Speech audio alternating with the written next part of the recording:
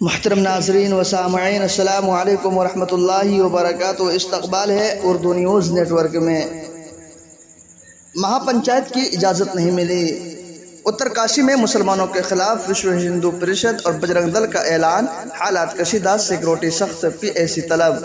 مسلمانوں کی حمایت میں 52 سابق نوکر شاہوں کا چیف سیکریٹری اور DG کو کھلا خط۔ نفرت کی زبان بولنے والوں پر سپریم کورٹ کے حکم کے مطابق کارروائی کا مطالبہ۔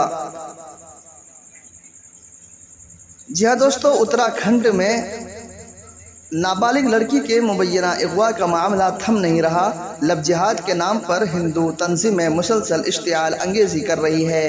مسلمانوں کی دکانوں اور مکانوں پر حملے جاری ہے اور شہر چھوڑ کر جانے کی دھمکیاں آویزاں ہیں۔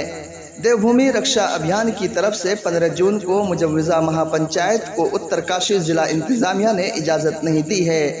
انتظامیہ کی طرف سے اجازت نہ ملنے پر منتظمین نے اپنے ہاتھ پیچھے کھینچ لیے ہیں۔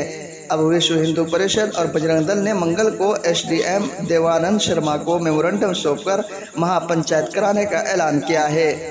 پردھان سینسٹ صدر انکت راؤت نے مہا پنچایت کو اپنی حمایت دینے کی بات کہی ہے، جس کے بعد حالات مزید کشیدہ ہو گئے اور انتظامیہ الرٹ ہو گئی ہے۔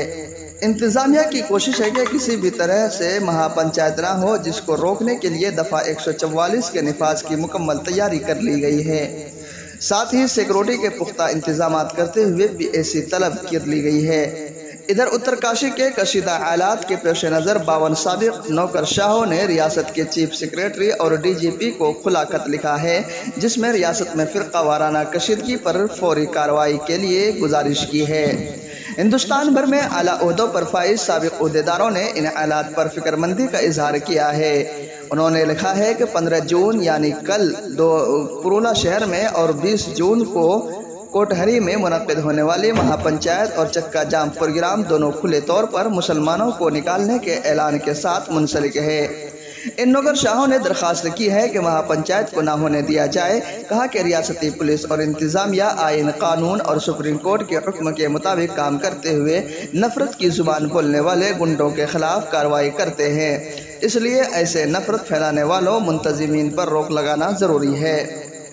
جی ہاں دوستو، آپ سے گزارش ہے اس ویڈیو کو زیادہ سے زیادہ شیئر کریں، لائک کریں، کمنٹ کر کے اپنی رائے ضرور دیں۔